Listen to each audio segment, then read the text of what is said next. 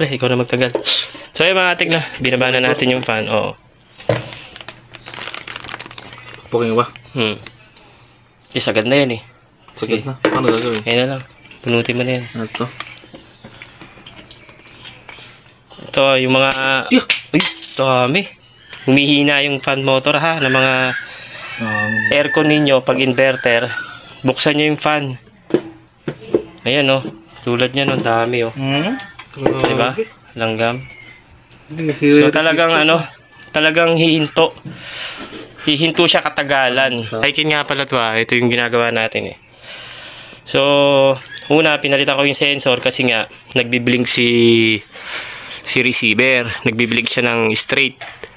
So, chinek natin yung dalawang sensor. Change value na talaga. Nasa video naman natin yon. And then, inon natin. Umandar na siya.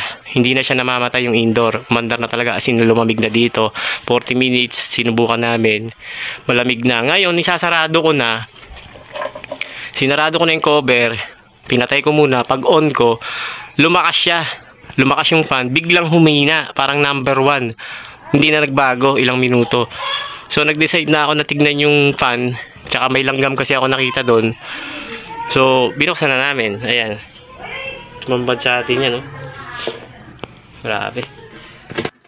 So, mga katekno, sa ganitong sitwasyon, pag nalinis na natin to, depende pa sa kanya kung magiging okay siya. Kasi nga, umandar na siya ng maraming langgam o may dumi. So, hindi natin masasabi na yung windings yung coil nung fan is okay pa.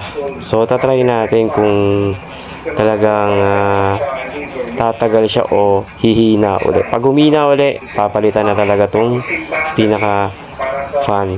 Ito, nilagay natin yan, yung choke na yan, Baygon. Mabisa yan para sa langgam. Ilagay nyo sa paligid ng aircon nyo. Kaya humihina yung fan kasi nga nag-overheat na. Nag-overheat na siya. Ayun, hanggang ngayon mainit pa nga itong shafting eh. Kasi yung isang dalawa yun pre yung ganito. Ay, ayun, nalaglag. Ay, lilinisan lang. Ayun, grabe oh. Ayun yun oh.